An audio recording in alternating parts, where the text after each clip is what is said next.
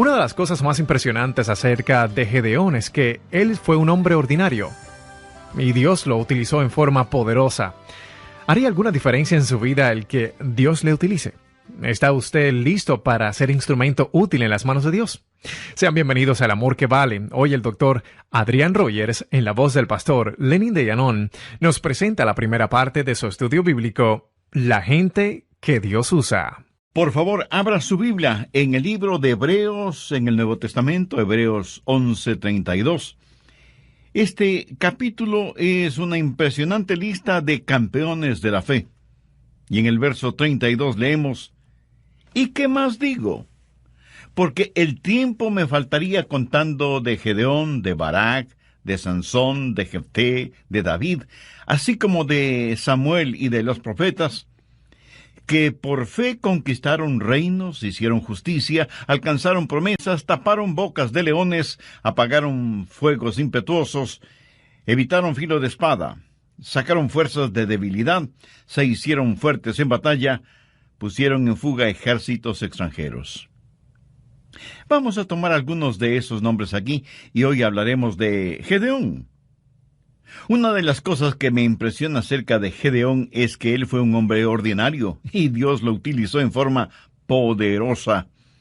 Y aunque este mensaje lo he titulado La gente que Dios usa, bien podríamos llamarlo ¿Cómo ser utilizado por Dios? ¿Le gustaría que Dios le use? Quiero decir, ¿haría alguna diferencia en su vida el que Dios le utilice? En la famosa tira cómica Peanuts, o Charlie Brown, el pequeño Lino estaba molestando a Lucy, y le decía, cuéntame una historia, cuéntame una historia, cuéntame una historia. Finalmente Lucy, desesperada, le dice, está bien, está bien. Había una vez un hombre que nació, vivió y murió. Y luego se cayó y siguió su camino.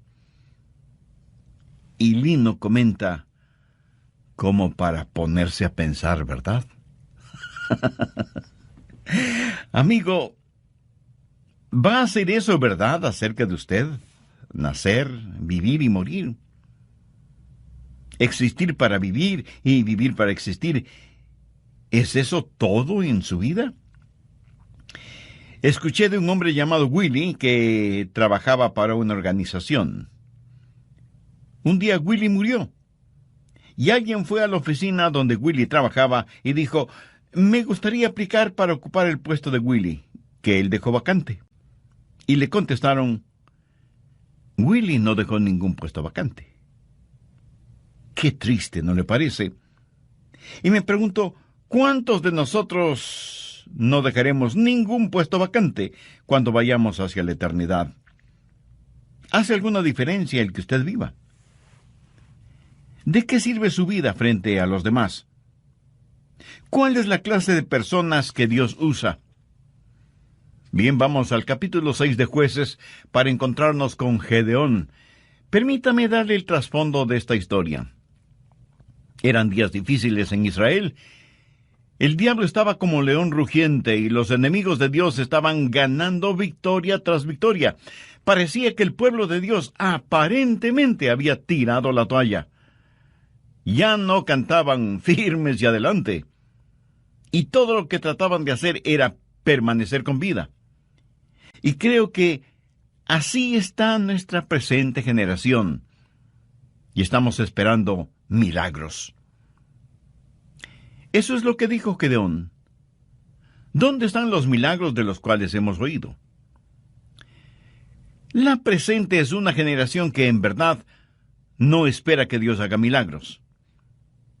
Es una generación que dice, pobre Dios, ya no es lo que solía ser, ya no tiene el poder que antes tenía, ya no salva multitudes, ya no destruye ciudades, ya no pone al mundo de cabeza.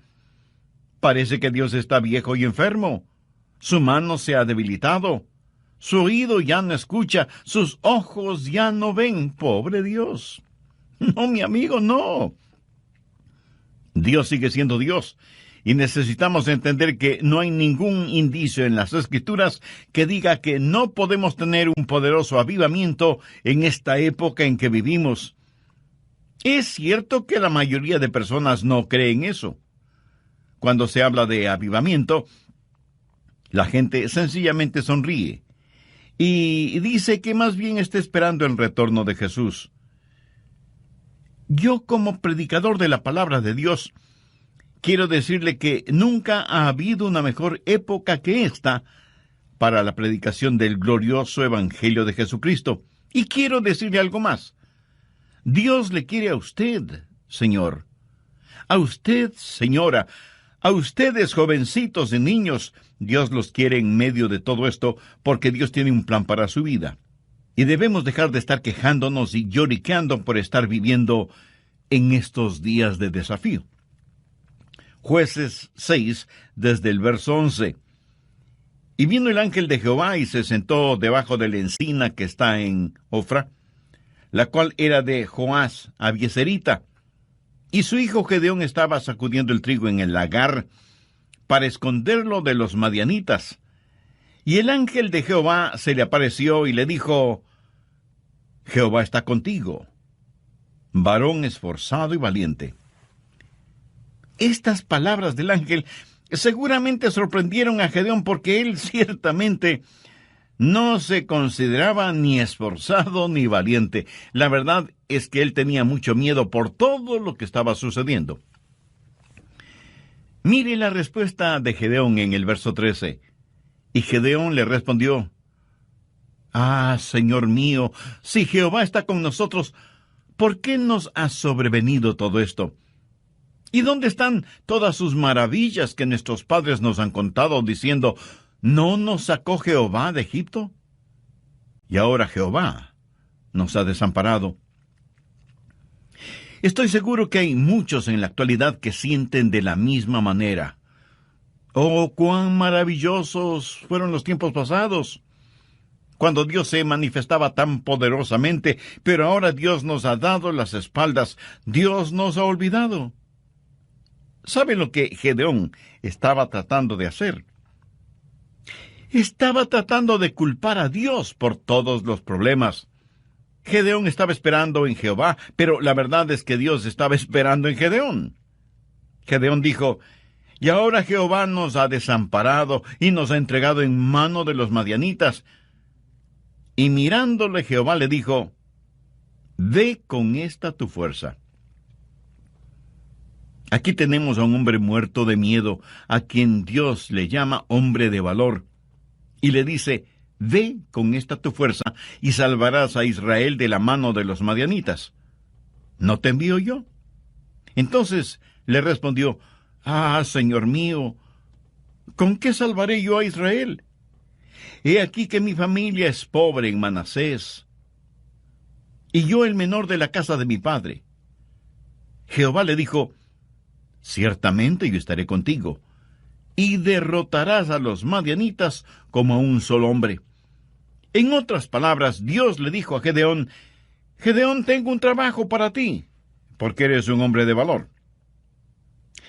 Pienso que Gedeón habrá respondido: Señor, ¿estás seguro que te refieres a mí? De todas las familias y tribus de Israel, mi tribu es la última, y mi familia la más pobre, y yo soy el menor de mi familia, y dices que quieres usarme. Sí, Gedeón, voy a usarte. Ahora présteme atención. No se atreva nunca a decir que Dios no puede usarle. Eso es como insultar a Dios. Si usted es un hijo o hija de Dios, nunca se considere una persona ordinaria. Y quiero compartir con usted 5 características de la gente que Dios usa. Primero, Dios usa gente común.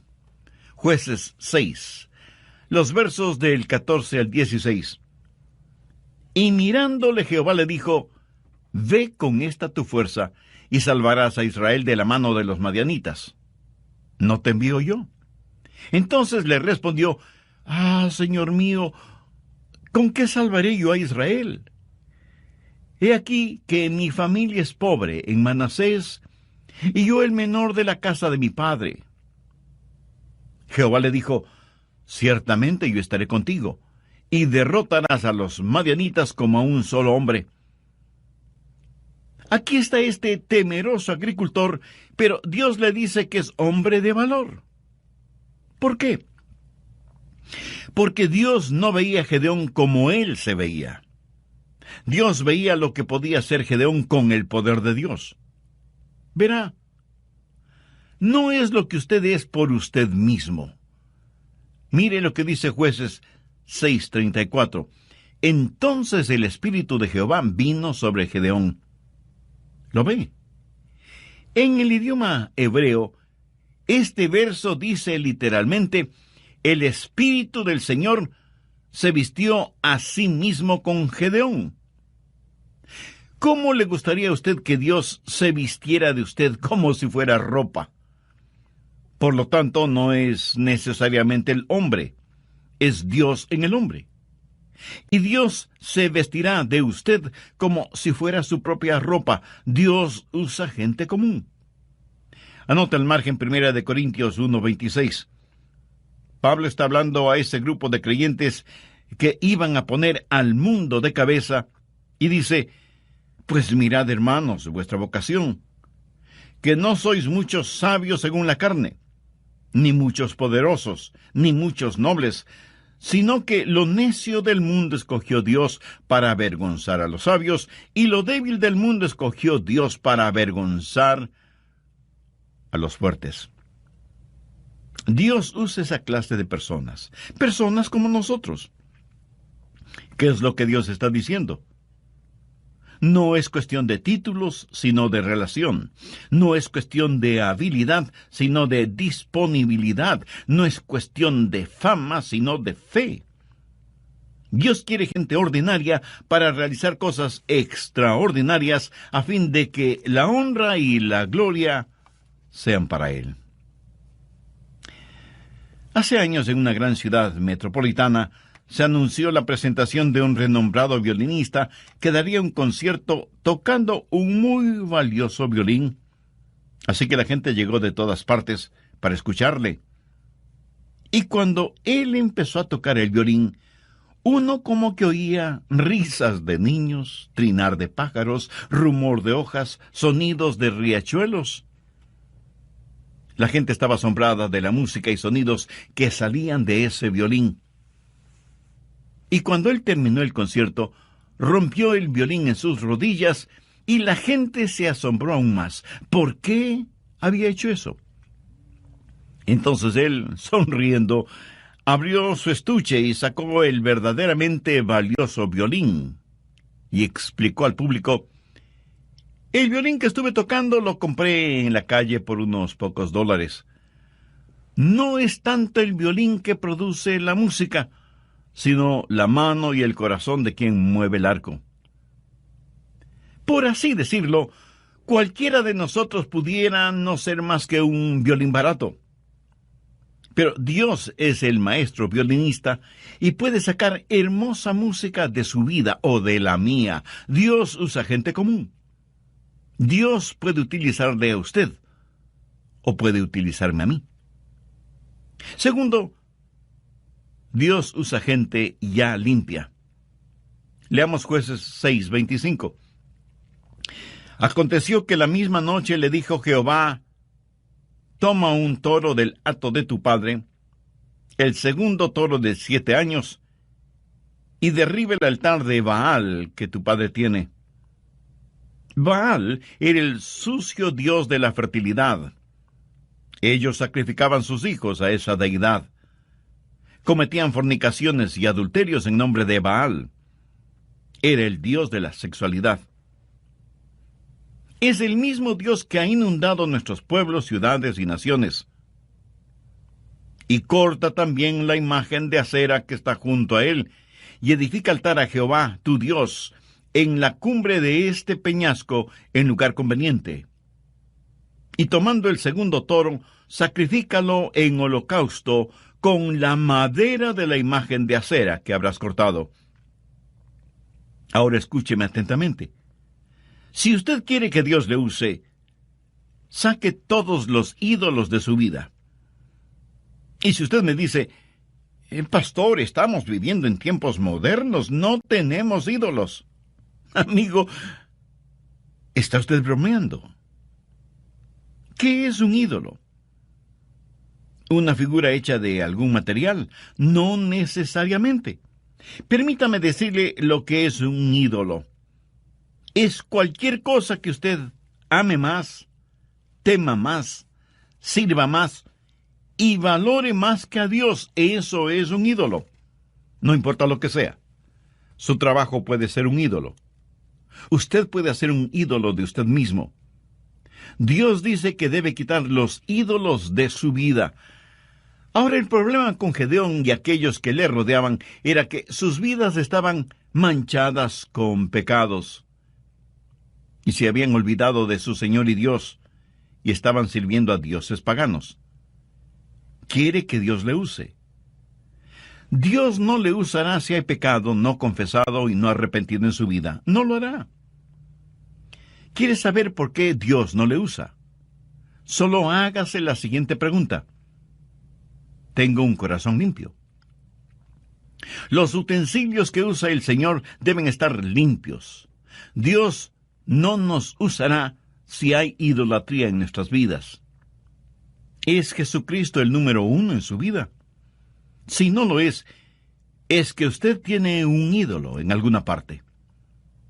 Tercero, Dios usa gente valiente. Jueces 6:12. Y el ángel de Jehová se le apareció y le dijo, Jehová está contigo, varón esforzado y valiente. No solo que Dios iba a utilizar a Gedeón, sino que le daría rango militar, general. Y Dios le dijo, Gedeón, toca la trompeta, y reúne un ejército. Y 32,000 personas vinieron a ayudarle a librar a los israelitas de la opresión de los madianitas. Vamos ahora a Jueces 7, los versos 2 y 3. Y Jehová dijo a Gedeón, el pueblo que está contigo es mucho para que yo entregue a los madianitas en su mano. No sea que se alabe Israel contra mí, diciendo, mi mano me ha salvado. Ahora pues haz pregonar en oídos del pueblo, diciendo, quien tema y se estremezca, madrugue y devuélvase desde el monte de Galaad. Y se devolvieron de los del pueblo 22,000, y quedaron 10,000. Primero había 32,000 personas. El general Gedeón dijo, escuchen, tengo un anuncio que hacer. Si hay alguien aquí que tenga miedo, no lo podemos usar. Regrese a su casa, está disculpado. Y en estampida, 22,000 se hicieron humo. Quedaron 10,000. Gedeón quedó con la tercera parte de su ejército. Ahora, como entonces, si usted es un cobarde, Dios no le puede utilizar. Dios está buscando hombres esforzados y valientes. Dios no se impresiona con el número de miembros en una iglesia. Dios busca almas osadas, valientes, que no serán intimidadas. Amigo, los números no impresionan a Dios. Muchos orgullosamente dicen, nuestra congregación está creciendo. ¿Y qué? Los cementerios también crecen. Dios dice que si usted tiene temor, en español simple eso quiere decir, si usted es un cobarde, no puede utilizarle. ¿Por qué? Porque el temor y el miedo es infeccioso. Pero este punto lo estudiaremos a profundidad en nuestro próximo programa. No quiero finalizar hoy sin antes preguntarle, ¿está siendo usted utilizado por Dios? ¿Hay la disponibilidad de su parte para que Dios haga su voluntad en su vida? Reconozco que estas preguntas no tendrán ningún sentido para usted si es que usted no tiene una relación personal con el Señor Jesucristo. ¿Qué significa tener una relación personal con Él? Significa creer en Él, no solo en forma intelectual, sino confiar en Él y recibirle como el único Salvador y Señor, Significa que usted se reconoce como pecador y con genuino arrepentimiento le pide perdón a Dios en los méritos de lo que el Señor Jesucristo hizo por usted en la cruz del Calvario. Derramó su sangre y dio su propia vida para pagar la deuda de los pecados cometidos por usted. Significa que usted le entregue el control de su vida para que Él se manifieste por su intermedio. Significa que usted podrá decir, como dijo el apóstol Pablo, no vivo ya yo, sino que Cristo vive en mí. Significa que todo esto usted lo hace y lo agradece en el nombre de Jesús. Si usted hizo esa decisión espiritual aceptando a Cristo como su Salvador y Señor, y lo hizo con sincera fe y profunda convicción, le puedo asegurar, basado en las promesas de la palabra de Dios, que sus pecados ya le han sido perdonados y que su nombre ya está registrado en el libro de vida del Cordero.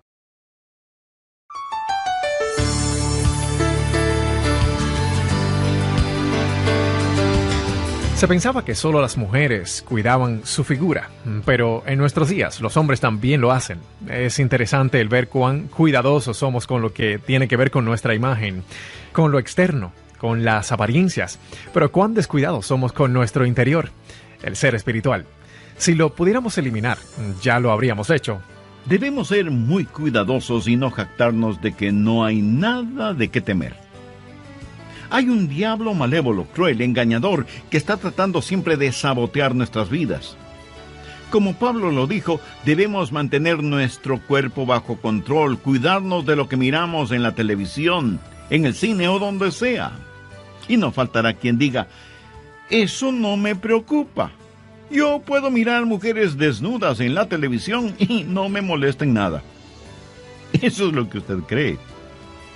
Pero si así fuera, hay 3 cosas acerca de usted.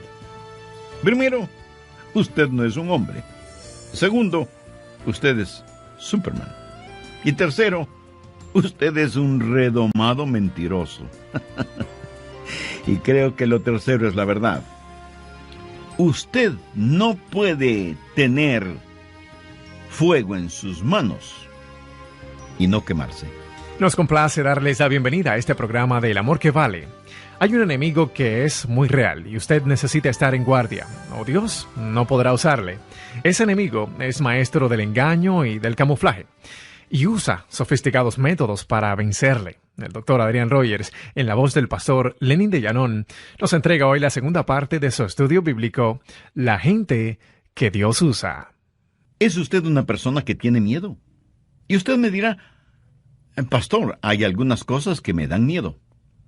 Bien, no estoy hablando de temores normales, como tener temor de las serpientes o el temor que se siente cuando, estando en un avión, ese avión es sacudido por una fuerte tormenta y nuestro corazón late aceleradamente. Hay miedos y temores normales. Son como autoprotectores, un instinto que Dios ha puesto en nosotros. Ahora, lo que sí es diferente es tener un espíritu de temor. ¿Ha visto usted a personas con un espíritu de temor? Veamos lo que dice Deuteronomio 28. Y volverán los oficiales a hablar al pueblo y dirán, ¿quién es hombre medroso y pusilánime? Vaya y vuélvase a su casa, y no apoque el corazón de sus hermanos como el corazón suyo. Dios dice que si hay una guerra, aquellos que tienen miedo no deben ir porque no solo que no serán buenos soldados, sino que infectarán a otros con su temor. Por favor, busque 1 de Timoteo 1:7. Porque no nos ha dado Dios espíritu de cobardía, sino de poder, de amor y de dominio propio. ¿Qué es un espíritu de temor? Es como una neblina, simplemente está ahí, suspendido en el aire. No es como una tempestad o tormenta después de las cuales sale el sol. Si usted es un hijo o una hija de Dios, lleno con el Espíritu Santo, Dios le ha dado un espíritu de poder. Jesús dijo, recibiréis poder cuando haya venido sobre vosotros el Espíritu Santo. Permítame preguntarle, ¿ama usted al Señor? Dios nos ha dado el espíritu de poder y de amor y de dominio propio. Y esa expresión dominio propio literalmente significa una mente que no puede ser avasallada. Una mente que ve las cosas como son, que no tiene miedo de fantasmas, ni del siniestro ministro del miedo que es el diablo mismo. Sea lleno del Espíritu Santo y usted tendrá no solo la seguridad de que Dios podrá usarle, sino que también descubrirá que tiene una valentía fuera de lo común. Cuarto, Dios usa personas cautas. Estoy seguro que de inmediato usted me dirá que eso es contradictorio. Pues no lo es. Veamos Jueces 7, los versos del 4 al 8. Y Jehová dijo a Gedeón: aún es mucho el pueblo, llévalos a las aguas, y allí te los probaré. Y del que yo te diga, vaya éste contigo, irá contigo. Mas de cualquiera que yo te diga, este no vaya contigo, el tal no irá. Entonces llevó el pueblo a las aguas, y Jehová dijo a Gedeón: cualquiera que lamiere las aguas con su lengua como lame el perro, a aquel pondrás aparte. Asimismo, a cualquiera que se doblare sobre sus rodillas para beber. Y fue el número de los que lamieron llevando el agua con la mano a su boca 300 hombres. Y todo el resto del pueblo se dobló sobre sus rodillas para beber las aguas. Entonces Jehová dijo a Gedeón: con estos 300 hombres que lamieron el agua, os salvaré, y entregaré a los madianitas en tus manos. Y váyase toda la demás gente, cada uno a su lugar. Y habiendo tomado provisiones para el pueblo y sus trompetas, envió a todos los israelitas cada uno a su tienda, y retuvo a aquellos 300 hombres, y tenía el campamento de Madián abajo en el valle. Dios dijo: muy bien, Gedeón, has enviado a los temerosos a sus casas, pero hay que hacer otra prueba. Trae a tu gente junto a la fuente de Arod, y diles que beban. Este valle es muy caliente. Yo he estado en ese valle y junto a esa fuente. Gedeón siguió las instrucciones de Dios y trajo a sus hombres para que tomaran agua. Algunos de ellos se agacharon y pusieron sus bocas en el agua de la fuente, empezando a succionar el agua. ¿Puede usted imaginarse lo vulnerable que se vuelve un hombre frente a su enemigo cuando está en esa posición? Y la Biblia dice que el enemigo estaba muy cerca. Sin embargo, hubo un grupo de 300 hombres que cogieron el agua entre sus manos y se las acercaban a la boca, siempre cautos, mirando hacia todo lado. Estos eran hombres cautelosos. Y usted dirá: pensé que hablábamos de hombres valientes. Sí, valientes y cautelosos. Me fascina el balance que encontramos en la Biblia. Mientras en una parte nos dice que no debemos ser amedrentados por nuestros adversarios, en otra nos aconseja estar sobrios y vigilantes, porque vuestro adversario, el diablo, como león rugiente, busca a quien devorar. ¿Está usted en guardia? ¿Sabe lo que el pecado es muy frecuentemente? El pecado es una oportunidad inesperada, una vida desprotegida y una debilidad no detectada. Cuando usted junta estas tres cosas, su caída es segura. Pablo dijo: así que el que piense estar firme, mire que no caiga. Quinto, Dios usa gente confiable. Vamos a Jueces 7, versos del 12 al 15. Y los madianitas, los amalecitas y los hijos del oriente estaban tendidos en el valle como langostas en multitud. Y sus camellos eran innumerables como la arena que está en la ribera del mar en multitud. Cuando llegó Gedeón, he aquí que un hombre estaba contando a su compañero un sueño, diciendo: he aquí que yo soñé un sueño. Veía un pan de cebada que rodaba hasta el campamento de Madián, y llegó a la tienda, y la golpeó de tal manera que cayó, y la trastornó de arriba abajo, y la tienda cayó. Y su compañero respondió y dijo: Esto no es otra cosa sino la espada de Gedeón, hijo de Joás, varón de Israel. Dios ha entregado en sus manos a los madianitas con todo el campamento. Cuando Gedeón oyó el relato del sueño y su interpretación, adoró, y vuelto al campamento de Israel, dijo: «Levantaos, porque Jehová ha entregado el campamento de Madián en vuestras manos». Lo que sucedió fue lo siguiente. Aquí está un hombre que es un hombre común, que es un hombre valiente y que es un hombre cauto. Pero ahora necesita ser un hombre lleno de confianza y confiable. Necesita entender que Dios está con él, así que el Señor hace algo por él. Le dice: «Gedeón, quiero que busques un compañero y que vayas al campo enemigo a hacer un reconocimiento y ver qué está pasando». Gedeón va, logra pasar la guardia y se infiltra en el campamento madianita. Se acerca a una carpa o tienda de campaña y escucha a dos personas conversando. La una le dice a la otra: «Anoche tuve un sueño terrible». Cuéntame, ¿qué soñaste?»